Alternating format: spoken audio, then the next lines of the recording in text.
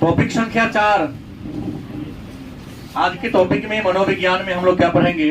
व्यक्तित्व के अध्ययन के उपागम। व्यक्तित्व के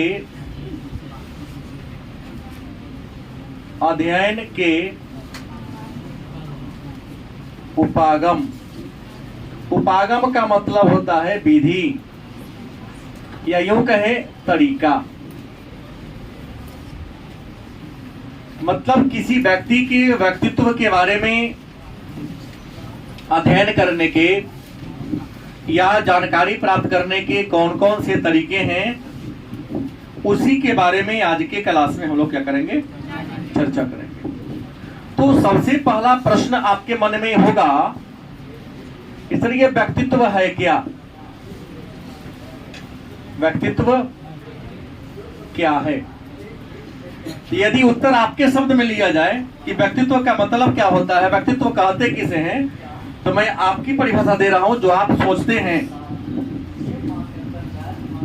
किसी व्यक्ति का जो आकर्षक शरीर होता है, लंबा चौड़ा शरीर होता है, अच्छा बोल लेता है, नहीं, अच्छे पर्सनालिटी वाले व्यक्ति के बारे में आपका सोच है कि आपका व्यक्तित्व अच्छा होगा।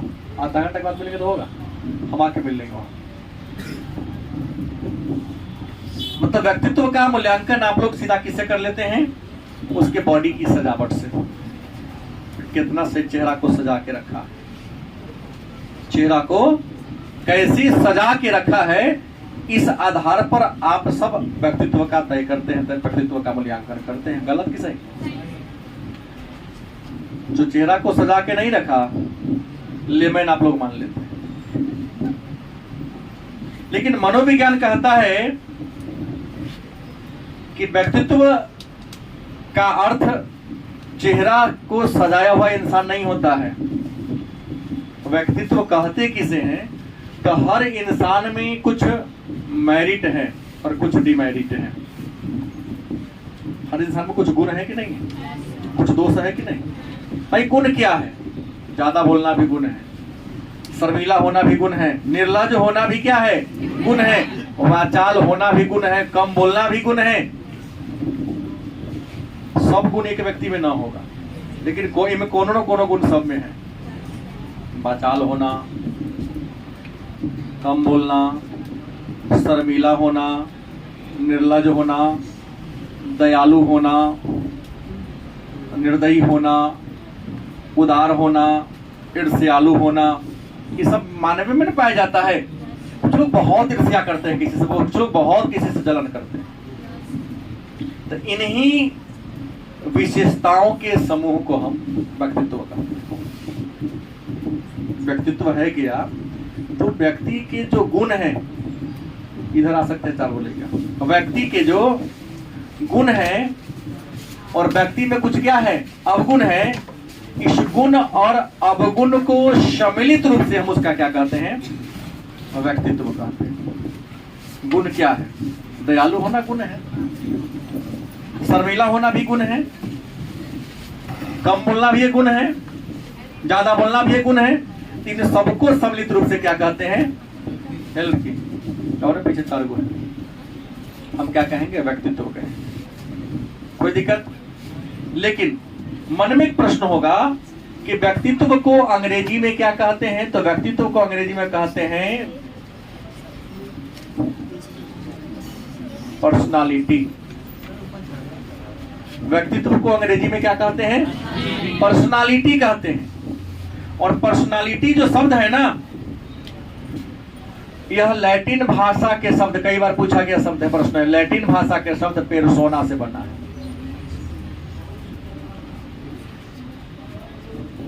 व्यक्तित्व को अंग्रेजी में क्या कहते हैं? पर्सनालिटी। और पर्सनालिटी शब्द की उत्पत्ति किस भाषा से हुई है? लैटिन भाषा के शब्द पेर्सोना से हुआ है। किससे हुआ है? लैटिन भाषा के शब्द पेर्सोना से पर्सनालिटी शब्द निकला है, जिसका शाब्दिक अर्थ होता है मुखौटा। क्या होता है?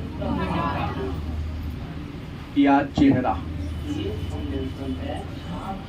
मुखौटा या चेहरा इसका मतलब होता है। पूछा क्या प्रश्न है? व्यक्तित्व को अंग्रेजी में क्या कहते हैं? पर्सनालिटी। पर्सनालिटी शब्द की उत्पत्ति किस भाषा से हुई है? तो लैटिन भाषा के किस शब्द से? और यह भी एक नंबर पूछा गया है कि पर्सनालिटी का शाब्दिक अर्थ क्या होता है? तो मुखौटा या। प्राचीन काल में रोम में लोग नाटक खेलते थे, अपने यहाँ भी लोग नाटक खेलते हैं। तो नाटक खेलने के दौरान क्या होता है कि जो कलाकार होते हैं, जो पात्र होते हैं, जितना देर कला का प्रस्तुतिकरण करते हैं उतना देर अपने के लिए अपना चेहरा को बदल लेते हैं।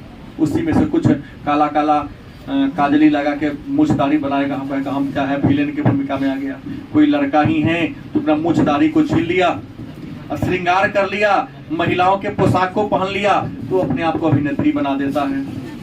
उम्र अभी 15-20 साल है, उजला उजला कुछ रुइया लगा के बाल बना लिया, वो तो पिताजी की भूमिका में, दादाजी की भूमिका में आ गया। और उतना दिन वैसा ही सिद्ध करता है ये कला के समय कि ये अभिनेत्री है, ये अभिनेता है, ये फादर की भूमिका में है, ये मदर की भूमिका में है, जैसे फिल्मों में अपलोड होते हैं। कला प्रस्तुत करने समय अपना जो चेहरा बदल लेते हैं, उसी चेहरा को हम कहते हैं मुखौटा। गलत की सही? तो व्यक्तित्व क्या है? उम्मीद है क्या कर गए होंगे, जान गए होंगे। और 2 नंबर में पूछे कि व्यक्तित्व कहते किसे हैं? नहीं, तो व्यक्ति के, इंसान के गुण और अवगुण को। गलत सही? अच्छा, गुण और अवगुण के सम्मिलित को विशेषता कहते हैं। हर इंसान में कुछ न कुछ फीचर है, विशेषता है। उन विशेषताओं के संयोजन को क्या कहेंगे? बोलिए। व्यक्तित्व कहेंगे। जैसे हमने कहा ना, लजालू, शर्मालू, क्या बोलते हैं, बातूनीपन, निर्दयता, दयालुता, आलस्य भी। आलस्य भी एक प्रकार की खासियत है। छोड़ो ना, बाद में कर लेंगे। एक पहले काम बिगड़ गया लेकिन काम कभी हुआ नहीं। एक बचपन में हमने कहानी पढ़ा था, सिलेबस तुम लोग का 5 मिनट है, हमारे टाइम का नहीं था, पहली या दूसरी कक्षा का था। एक बच्चा बड़ा आलसी था, कोई 5 मिनट में करता हूँ, ऐसे 5 मिनट करते करते उसका क्लासो छूट जाता था। याद आ रहा है? 5 मिनट या 2 मिनट? 5 मिनट था। तो अब ये जान गए कि व्यक्तित्व क्या है, जान गए। अब सवाल है, तो व्यक्तित्व की विशेषता क्या है?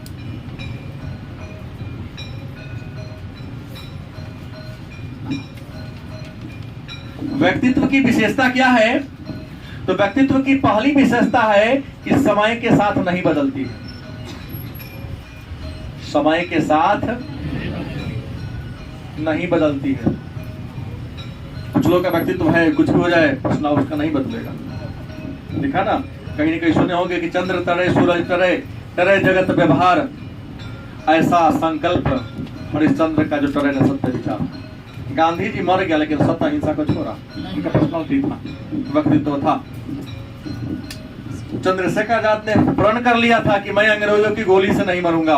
वो दूर पिस्टल हमेशा अपने पास लेके चलते थे। एक पिस्टल में ये गोली जो अपने लिए रखे थे, अब बाकी में बहुत गोलियां थी, ये अपने गोली से मैं खुद मरूंगा। ऐसा है कि लोग नहीं कि मैं सही बोल दिया, आप लोग जानते थे कि नहीं? चंद्रशेखर आजाद की कहानी। समय के साथ क्या होता है? नहीं बदलता है। दूसरी विशेषता है व्यक्तित्व में शारीरिक व मनोवैज्ञानिक दोनों गुण शामिल होता है। व्यक्तित्व में शारीरिक गुण भी शामिल है, इंक्लूड है, और मनोवैज्ञानिक गुण भी क्या है? इंक्लूड है। शारीरिक गुण क्या है? लंबा होना, छोटा होना, मोटा होना, पतला होना, शारीरिक गुण है। अब मनोवैज्ञानिक, मन से जो आपके गुण है कि लजीला है, मतलब लजालू है, शर्मालू है, ईर्ष्यालु है, निर्दयी है, गलत, ये सब मन वाला गुण है, शरीर वाला गुण नहीं है। ये दोनों प्रकार का गुण होता है। तीसरा है विशिष्ट व्यवहार।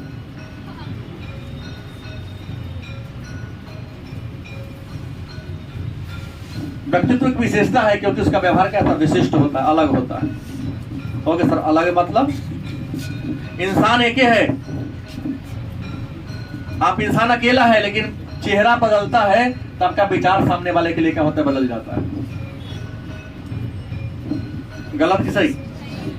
जैसे घर में बहुत सारी महिलाएं हैं, माता जी को देकर क्या विचार आता है, दादी को देकर क्या विचार आता है, बहन को देकर क्या विचार आता है, चाची को देकर क्या विचार आता है, घर में पत्नी है उसको देकर क्या विचार आता है, घर में अगर मान ली साली आ गई उसको देकर क्या विचार आता है।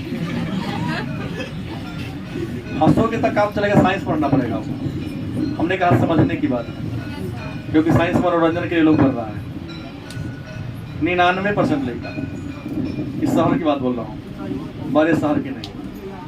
वहाँ पढ़ने जाता है, यहाँ क्योंकि टाइम उसके पास बहुत जाता है, चलो क्लास में 3 घंटा बैठ के मनोरंजन तो हो जा रहा है। हाँ तो यही देखता हूँ, तो क्लास में सीटी का है बजेगा भाई, ताली बजेगा, सप्ताह में एक दिन टेस्ट होगा। नॉर्मली दिन बज रहा है, मतलब कहीं ना कहीं गुरुजी निमन मनोरंजन वाला चुटकुल्ला कह रहे हैं, नहीं उत्तेजना बढ़ाने वाला कुछ बात बोल रहे हैं। नौजवान है वो बोलेगा तो उत्तेजना बढ़ेगा ही, तो सीटी मारेगा ही। तो विशिष्ट व्यवहार होता है, पर्सनालिटी बदलता है। और याद रखेंगे आपका विचार बदल जाता है। बहन को देखकर अलग विचार है, वो भी तो लड़की है, और एक लड़की है जो रिश्ता में साली लगेगी, उसको देखकर आपका विचार अलग हो जाता है। बोलने का टोन बदल जाता है, उसको कुछ कह देते उसको कुछ कह देते हैं, बोलने से ही हिचकते हैं। और एक याद रखेंगे व्यक्तित्व क्या होता है, गत्यात्मक होता है। बस में सफर कर रहे हैं, ट्रेन में सफर कर रहे हैं, अगर अपने परिवार के लोग जा रहे हैं, कोनो अगल बगल में कुछ बोल रहा था, क्रोध आता है। और तुम 2-4 को मित्र के साथ जा रहे हो, वहां कुछ लड़कियां बैठी है, महिलाएं बैठी हैं, तो बिना बेहिचक कुछ उल्टा सीधा बोलते मजा करते रहते हैं। जब तुमको सुनने में खराब लगे तो उसको भी सुनने में खराब लग रहा होगा। गत्यात्मक होती है, अभी कुछ है, कुछ देर में कुछ बदल जाता है। ये विद्वानों का कहना है, विद्वानों का क्या करना है, मानना है। अब सवाल है, व्यक्तित्व के बारे में एक नया विचार आता है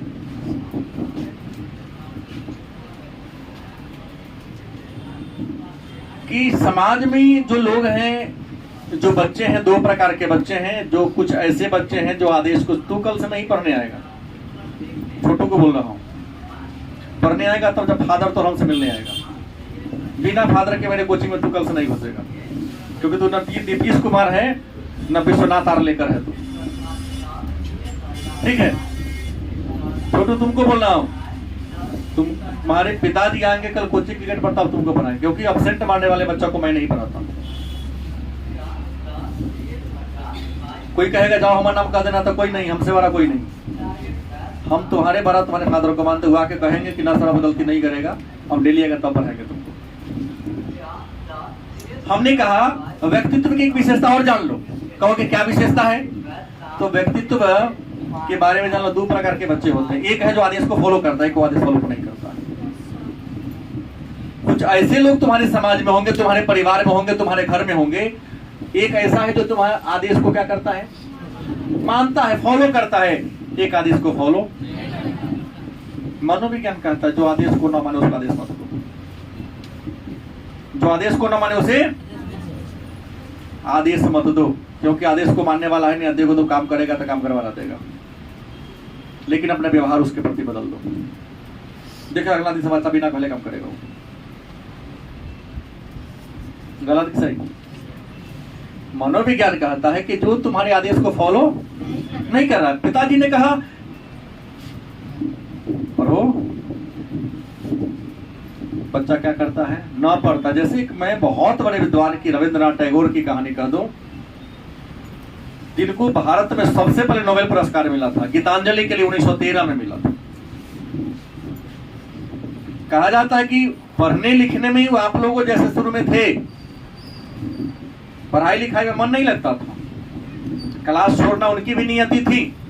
पिताजी बार बार कहते थे, सरकारी कर्मचारी थे कि ये करो, पढ़ लिख लेगा तो ये करेगा, लेकिन उनको लगता था कि ना सबसे खराब आदमी हमारे बाप है, क्योंकि पढ़ने के लिए कह रहा है, अच्छा काम करने के लिए कह रहा है। और सबसे नहीं मतलब दोस्त है हम, पिताजी से भी अच्छा है, खूब हंसाता है, खूब घुमाता है, नहीं गुटखा सुटका खिलाता है, तो अच्छा आदमी ना हुआ। डांटता तो कम से कम नहीं है ना। उसने उसने पढ़ाई लिखाई पर ध्यान नहीं, पिताजी उससे बोलना ही छोड़ दिया। उन्होंने अपने माँ से पूछा कि आखिर पिताजी भैया से दीदी से बात कर, हमसे क्यों नहीं? तो उसने कहा कि तुम पढ़ते लिखते और उनकी इच्छा है कि मेरा अन्य संतान जैसा है तुम भी वैसा ही बनो। उन्होंने प्रण किया कि मैं अपनी एक्टिविटी ऐसा अपने आप को बना लूंगा कि पिता को हमारे ऊपर क्या हो, गर्व हो। उन्होंने अपने आप को किमार में बंद कर लिया और किमार में बंद करके पढ़ना लिखना क्या कर दिया, शुरू कर दिया। बात समझ गए? खूब पढ़ा और पढ़ने के क्रम में क्या हुआ, इतना कर लिया कि पिता उसका दाढ़ी उड़ी पूरा सब बड़ा हो गया, बहुत बड़ा दाढ़ी हो गया। आगे की कहानी कहूं, 1913 की कहानी है कि विश्व में साहित्य के क्षेत्र में एक बहुत बड़ा पुरस्कार दिया जाता है जिसका नाम है नोबेल पुरस्कार। नोबेल पुरस्कार में बहुत सारे विद्वानों की किताब को क्या किया गया, शामिल किया गया, जोड़ा गया। जब बहुत सारे विद्वानों की किताब को उसमें क्या किया गया, जोड़ा गया, उसमें गीतांजलि को भी जोड़ा गया। अखबार में निकला था कि इंडिया का एक नौजवान है, भारत का एक नौजवान है जिनका किताब है गीतांजलि, चुना गया है। ये तो दाढ़ी उड़ी बड़ा कर लिए थे। ये भी वहां पर गए जहां पुरस्कार की सभा मिलने वाली थी। उस सभा में गए, इनके पिता भी गए थे कर्मचारी बन के। इस बच्चा को इनाम मिला तो बड़ा खुश हुए। घर आके कहे थे कि बच्चों को इनाम मिला, इंडियन है बच्चा, वो हमारे बेटा ऐसा होता तो कितना अच्छा होता। माता ने चिढ़ाई, क्या यही लेकर था? अरे ये तो था, कहा तो आपका बेटा ही है, बाहरी तो नहीं। तात्पर्य ये समझे, यहाँ व्यक्तित्व कहता है, यथार्थवादी सिद्धांत कहता है कि जो बच्चा आदेश को फॉलो ना करे उसको आदेश दो ही नहीं, लेकिन व्यवहार बदल दो, गारंटी वो अपना विचार बदल लेगा और आपके बात को क्या करेगा, फॉलो करेगा। किसी महापुरुष ने कहा कि जो आज 6 घंटा पढ़ने से सकता है तो तैयार रहो, लिख लो कि डायरी में, भविष्य में तुमको 12 घंटा गधा की तरह कमाना पड़ेगा। जो आज 6 घंटा मेहनत करने में जिसको तकलीफ हो रही है ना, उसको 12 घंटा काम करने में तकलीफ नहीं बिताना होगा। गलत सही? अभी जो यहाँ थे तो उनको उदाहरण दिया हूँ ना, ये भी अपना जो आते बैठ जाते कभी बुजुर्ग हैं कि पढ़ाई के समय घूमे फिरे होंगे, मजबूर है काम करने के लिए, तुम भी वैसा ही बनोगे। आज मौका का दुरुपयोग कर रहे हो, जब समय आएगा समय तुम्हारे को क्या करेगा, दुरुपयोग करेगा। जब तुमको आराम करने का समय होगा तुमको काम करना पड़ेगा। देखते हो 100 रोड पर उम्र 70 साल हो गया, 65 साल हो गया, फिर भी रिक्शा चला के कर रहे हैं, ठेला पर सामान खींच रहे हैं, सामान को बेच रहे हैं ताकि जीविका चल सके। तो लोग भी अपने जमाने में अपने समय का क्या किया होगा, दुरुपयोग किया होगा। अब सवाल है, तो व्यक्तित्व के बारे में बहुत सारी बातों को हमने जान लिया, तो मन में प्रश्न होगा कि व्यक्तित्व के उपागम, व्यक्तित्व के अध्ययन के उपागम कितने हैं? तो व्यक्तित्व के अध्ययन के जो बहुत सारे उपागम है, इस उपागम को 2 भागों में बांटा गया है। व्यक्तित्व के बारे में जानकारी प्राप्त करने के अनेक सारे उपागम हैं, अनेक सारी विधियां हैं जिन विधियों के द्वारा आप किसी के पर्सनालिटी को पता लगा सकते हो। उन विधियों को कितने भागों में बांटा गया है? 2। एक है प्रारूप उपागम, वाला कौन है? प्रारूप उपागम। और दूसरा कौन है? विशेषक। विशेषक मतलब किसी व्यक्ति के व्यक्तित्व के बारे में जानकारी देने वाला कितना तरीका है। किसी व्यक्ति के व्यक्तित्व को तुम पता लगाओगे तो कई तरीके से लगा सकते हो, 2 ये तरीका है। उस 2 में बहुत सारे तरीके हैं। पहला कौन है? प्रारूप। प्रारूप माने क्या? तुम्हारे बॉडी की बनावट। अरे भाई कोई लंबा होगा, कोई छोटा होगा, कोई मोटा होगा, कोई पतला होगा, इन होगा। क्लास में कैसा लिखा है, या तो कोनो छोट है, ना तो कोनो लंबा है, कोनो मोट है, ना तो कोनो क्या है। हम तो इतना ही ना देख पा रहा हूँ, इससे अधिक देख पा रहा हूँ नहीं देख पा रहा हूँ। छोटा होगा, लंबा हो, तो उसे कहते हैं प्रारूप, तुम्हारे बॉडी की बनावट। तो बॉडी के बनावट के आधार पर भी तुम कह सकते हो कि आदमी कैसन होगा। मैं जो उदाहरण आपका लूंगा, झूठ ना बोलिएगा, तो कहेंगे उस के तू आदमी होगा, और जो मैं कहूंगा सत्य कहूंगा, क्योंकि पुस्तक में लिखा है कि ऐसा पर्सनालिटी का आदमी ऐसा होगा तो होगा। अब विशेषक, हर इंसान की कुछ विशेषता है जो मैंने चर्चा किया, लजालू, शर्मालू, आलसी, कुछ होगा ना। तो तो शरीर के बनावट के आधार पर भी व्यक्ति की विशेषता को विद्वानों ने बताया है, और व्यक्ति के जो आंतरिक गुण है उस आंतरिक गुण के आधार पर भी व्यक्ति की विशेषता को बताया है। तो आज की क्लास में हम लोग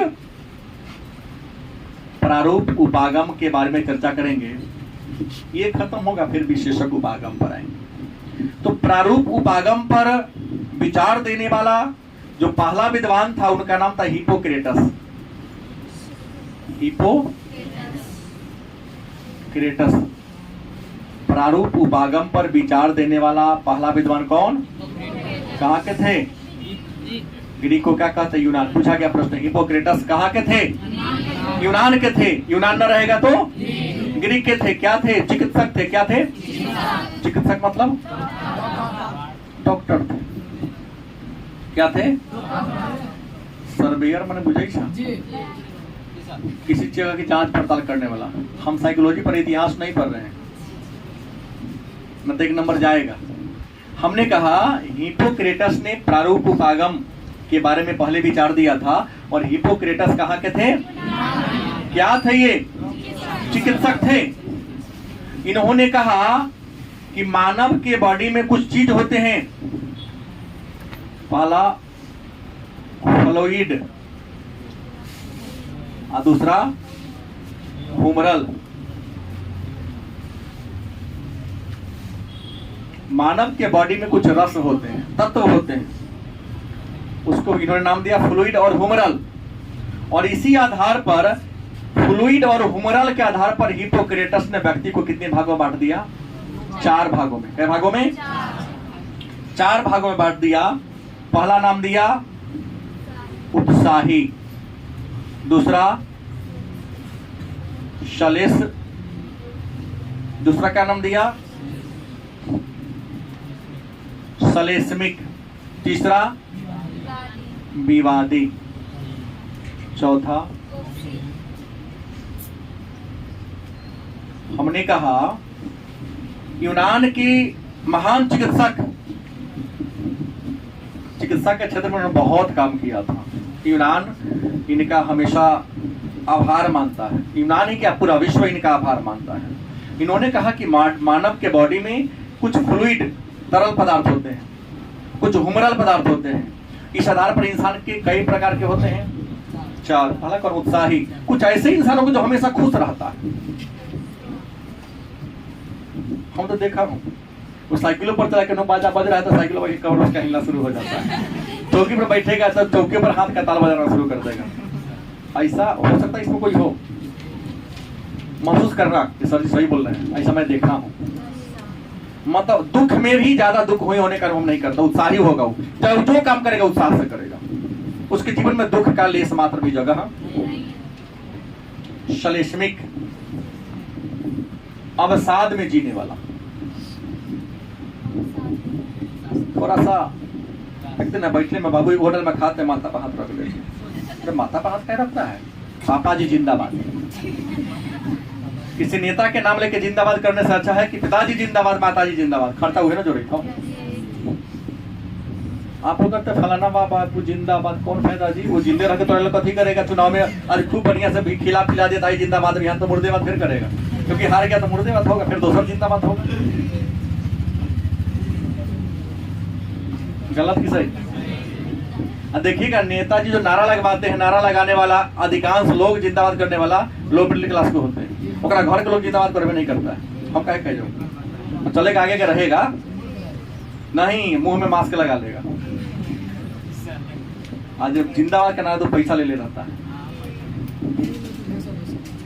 और जितना ले हम कहना कदू तो औकात का अनुसार लेता है। क्या हो देखो, तो हमने कहा ह्यूमरल हो गया, श्लेष्मिक हो गया, विवादी। कुछ लोग ऐसे होते जहां रहेगा विवादी में रहेगा, ठीक था? अरे यहाँ पर तो कहा बैठे गए, शॉर्ट कहे गया, हमको देख कहे लिया। ऐसे लोग होते हैं विवादी, जहां रहेगा उसके जीवन कोई लक्ष्य नहीं है, एक ही लक्ष्य विवाद करना, अपने बाप माता के नाम को ऊंच करना, चर्चा में रहेगा वो। एक है ना कोई अभिनेता अभिनेत्री, बहुत लोग हैं जो देखेगा हम मीडिया वाला मेरे पास नहीं आ रहा तो लंगटे हो जाएगा, कपड़े खोल देगा। कोई नहीं तो मीडिया वाला वहां देखता ही कुछ ऐसे वकील हैं जो बेदाम फोड़ते नहीं चलता, उनका मुकदमा वकालत चलता है। दिखता है राष्ट्रपति पर मैं केस करने जा रहा हूँ, छोटा राष्ट्रपति पर कहीं केस होता है तो वकील बन के ना गया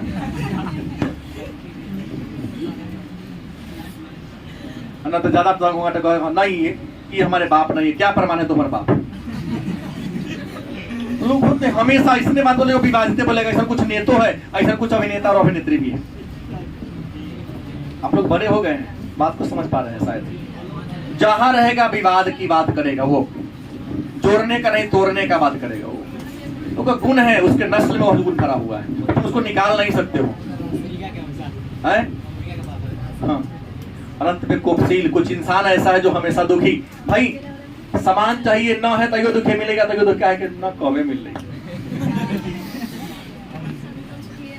हाँ, संतोष नहीं है। कुछ ऐसे इंसान है, इन्होंने पूरा संसार में चारों तरह के लोग होते हैं। नहीं था तो दुखी क्योंकि मेरे पास, अब मिल गया तैयो दुखी, क्या मिला तो कम मिला। ये हो गलती सही क्या पिंटू, ऐसा है ना तू 95 नंबर मिल गया सर, और 95 दिल्ली पूरा पढ़ ले रही, देखो तो फ्रेंड से अच्छा 95.5 लोग ना सर 98 के सही बने ले रही, बल जोड़ी कहेगा। ऐसा होता है, हम मात्रा पर भूल जाता है कि मात्रा हम गलती करें। नहीं तो मैं जो बात बोला हूं, ये चारों टाइप के लोग आप देखे हैं कि ना। एक इंडिया के विद्वान की बात कर लेता हूं, नाम है चरक, नाम सुने होंगे। इन्होंने एक पुस्तक लिखी थी, चरक संहिता। गलती की सही? चरक, हाँ एक बीमारी जो हाथ हो जाता है। चरक संहिता किताब लिखी थी, आयुर्वेद के बहुत बड़े विद्वान थे ये। किसके विषय के? आयुर्वेद के बहुत बड़े विद्वान थे। इन्होंने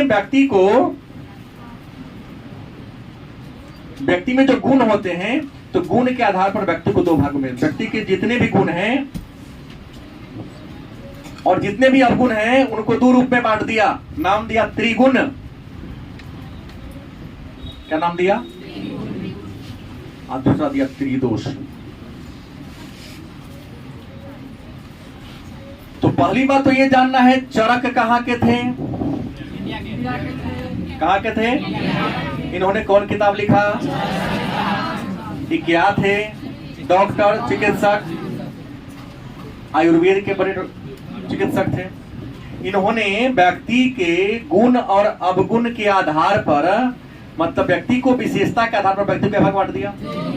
एक व्यक्ति में 3 गो गुण है, 3 गो क्या है? दोष। तो 3 गो गुण क्या है? तो पहला है सतोगुण,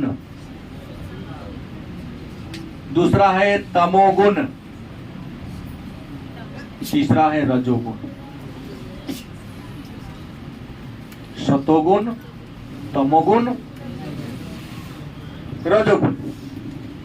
क्या है? सतोगुण, तमोगुण और रजोगुण। लेकिन कहा कि नहीं, इस तीनों गुण के अलावा 3 गो इंसान में क्या है? दोष भी है। वह दोष कौन है? तो वात, क्या जी? पीत, कफ। तो व्यक्ति के त्रिगुण कौन है? सतोगुण। कुछ ऐसे इंसान हैं जो खुद को मिटा देगा लेकिन मैं सच्चाई वाला सिद्धांत को न मिटाएगा। वो थे गांधी जी, हमेशा सच्चाई के रास्ते पर चले। तमोगुण माने अहंकार। हिटलर था, जहर खा के मर गया लेकिन झुका नहीं। भाई नहीं, हम काहे झुकेंगे तुम्हारे सामने? टूटेगा, झुकेगा नहीं। रजोगुण, लोग आपको क्या कर रहा है उसको इससे मतलब नहीं है। अपन खा के दूसरा के पीछे पीछे भुगतता है बहुत लोग। रजोगुण वाला है, तुरंत सुख चाहता है।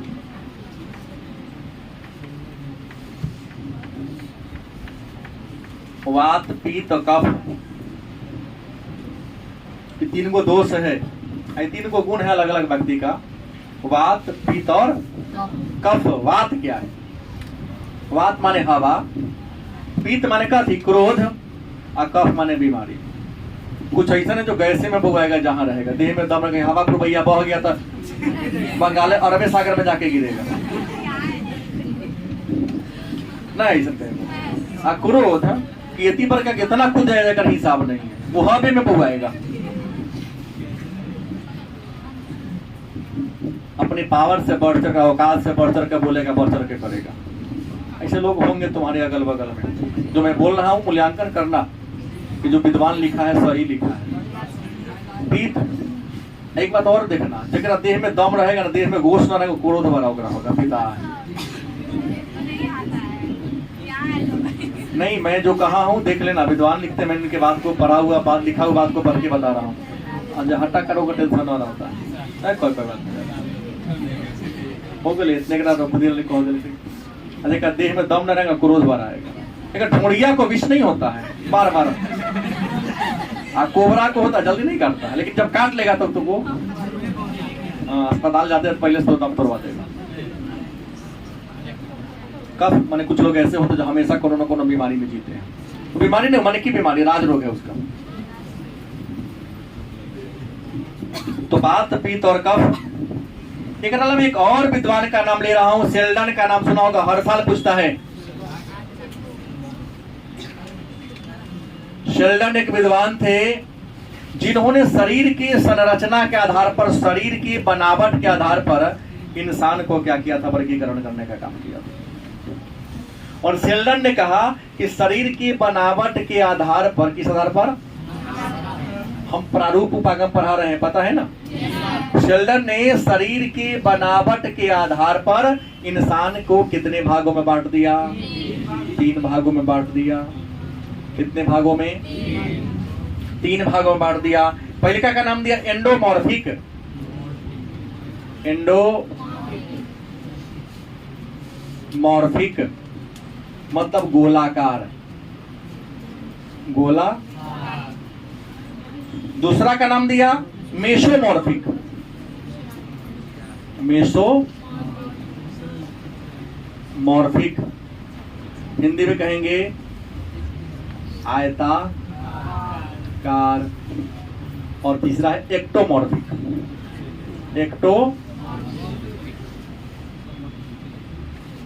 पतलाकार।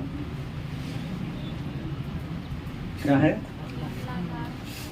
मतलब, शेल्डन नामक मनोवैज्ञानिक ने क्या लिखे, ब्रिटेन का था। अच्छा, शेल्डन नामक मनोवैज्ञानिक ने व्यक्ति के शरीर की जो मोटाई, पतलाई, चौड़ाई है ना, इस आधार पर इंसान को कितने भागों में बांटा, 3 भागों में। पहला कौन है, एंडोमॉर्फिक। दूसरा, तीसरा कौन है, एक्टोमॉर्फिक। पूछता है प्रश्न कि शेल्डन ने व्यक्ति को कितने वर्ग में बांटा, ये तीनों में से जो ऑप्शन रहेगा लिख देगा। फिर प्रश्न इसमें कौन शेल्डन के अनुसार व्यक्तित्व का प्रकार नहीं है, तो हमने अंग्रेजी वाला भी नाम लिख दिया। अब ऑप्शन में जो रहेगा आपको देना पड़ेगा, वहां ऑप्शन में तो मैं नहीं रहूंगा, मेरा काम तो बताना है। अब कहोगे सर एंडोमॉर्फिक किसे कहेंगे, गोलाकार व्यक्ति किसे कहेंगे, तो वह व्यक्ति जिसका कद छोटा, पेट मोटा। कद पेट, मेहनत कम करेगा, अतैका मेहनत पर अत को जीभ निकाल लेगा, बैठेगा, बाप रे बड़ा मेहनत कर लियो, अब हमारा से काम होने वाला नहीं। सुंदर भोजन, सुंदर बिछौना उसको चाहिए, और चाहेगा जितना घर में लोग ना सब होना प्यार करे, हमको सब माने। ऐसा गुण होगा, देखना जेकर हाइट छोट हो, पेट में चर्बी ज्यादा हो, तब ना पेट निकल गया। ऐसे लोग आला में तलबी ज्यादा होते हैं, थोड़ा आलस से प्रवृत्ति उसके अंदर होगी, तरीका मेहनत करेगा, थक जाएगा वैसे, लेकिन सबका प्रशंसा पाना चाहेगा। न कहेंगे तो शिकायत हो जाएगा, न है एक आदमी। आप लोगों में सबसे बड़ी बुराई है कि तरीके किसी को उदाहरण लेता हूं ना तो चिढ़ाने उसको लगता है, वो बेचारा टेंशन में जा जाता है। इससे अच्छा है कि किसी का उदाहरण ही ना दिया जाए। लेकिन तुम फील करो, वो ऐसा आदमी तुम देखे हो कभी, कद थोड़ा छोटा है, मोट छोटा है, पेट में चर्बी ज्यादा है, तो सुंदर भोजन, सुंदर बिछौना, क्या जी, काम कम करेगा, सोचेगा हमारा प्रतिष्ठा सब करे, घर में एकदम सुर्खियों में बना रहेगा वो। ऐसे व्यक्ति क्या कहेंगे, हाँ एंडोमॉर्फिक। तो मेसोमॉर्फिक आयताकार, 80% बचा इस में। 80% बच्चा खड़ा हो, खड़ा हो ना। ये मेसोमॉर्फिक, क्या ये मेसोमॉर्फिक, बैठ जा। संगठित शरीर है, ये साहसी होगा, क्रियाशील होगा। समस्या आने पर ऐसे लोग जो ऐसा पर्सनालिटी वाला हार नहीं मानेगा, डटकर मुकाबला करेगा। ऐसा जिसका ही बॉडी होगा उसके अंदर यह गुण होगा। हमने कहा 80% लेकर सबके, मतलब लंबा शरीर है, चौड़ा भी है, मैंने ज्यादा दुबला पतला ना, हड्डी चौड़ा है, साहसी होगा, क्रियाशील होगा, काम से हार नहीं मानेगा, काम को करेगा। अब कभी कभी लड़के है तो क्या कीजिएगा, घूस तो चाहिए इसको भी। पढ़ के गया, फिर आना होगा शहर में, सुना हूं कि मम्मी से घूस लेता है, 20 रुपया लाओ तो सीधा उस वाला सामान ला देंगे। कई बारी करता है, इसके मित्र ने हमको कहा है ना, ऐसा कमीशन खा जाता है। 200 के सामान खरीदेगा, कहेगा 250 में लो, 50 में हमारे लागे लो, तो और कहाँ से लो, तो केहू से कमीशन मारा होगा ना। गिनाएगा कथी कि हमर लागे लो लाओ, और नहीं देगा तो कहेगा बिहान सुना जाएंगे, कम देते हैं, मेरा पैसा खर्चा हो जाता है। तुम्हारा पैसा कहाँ से आगे, कहीं ना कहीं से तो बताया ही होगा ना, वही में से। अब तीसरा कौन है, एक्टोमॉर्फिक, पतलाकार। ऐसा व्यक्ति का हड्डी पातर, शरीर में हड्डी की अधिकता होगी, गोश्त कम होगा, मांस कम होगा ना। बात बात पर क्रोध आएगा, दूसरा के बात के मन के बात जान लेगा, अपन बात ना कहेगा। और जो वोट छोटे अपने फाटल ढोल होता है, जो मैं कहा सब बात कह देगा, फल्ला काम करे जाए। और जो दुबला पतला होगा ना, अंतर्मुखी होगा, तोरा बात के मन के बात क्या करेगा, अपना मन के बात तुमको नहीं कहेगा, क्या सोच रहा है। और जब रहेगा तो कुछ ना कुछ नया दिमाग लगाते रहेगा, षड्यंत्र में पड़ेगा। गलत नहीं बोल रहा हूँ मैं, क्या गलत बोलूंगा, हम तो पढ़ के पढ़ा रहा हूँ, किताब में जो लिखा है उसी को तुमको मैं क्या कर रहा हूँ, बोल रहा हूँ। कि संतोष ऐसा है कि ना, ये अपना मन की बात तोरा बतावे नहीं बताता हो। दुबर पातर हइयो है, लम्बा हइयो है, एकदम ही कौन है, एक्टोमॉर्फिक है। हाँ, क्रोध ऐसा को ज्यादा है।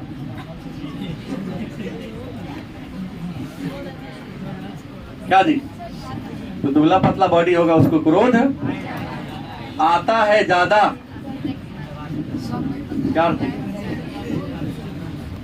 लड़की पर नियम नहीं पकड़ाएगा कि वो सब कोई पातर रह के बीमारी है। एक बहुत बड़ी बीमारी हो गई हमारे समाज में, कम खाने की, दुबला पतला रहने की, बहुत बड़ा बीमारी है। डॉक्टर अभी इसका इलाज नहीं खोज सका। तो सेल्डन पढ़ लिए। शेल्डन के बाद एक और व्यक्ति आते हैं, नाम है कार्ल युंग। क्या नाम है, कार्ल युंग का बात करते हैं। किसकी बात करते हैं, कार्ल युंग। और कार्ल युंग नामक मनोवैज्ञानिक ने व्यक्ति को उसके विचारधारा के आधार पर व्यक्ति को कई भागों में बांट दिया, 2 भागों में। हालांकि आगे जाकर 3 भाग मिलेगा। कितने भाग मिलेगा, पहला है अंतमुखी। कौन है, दूसरा कौन है,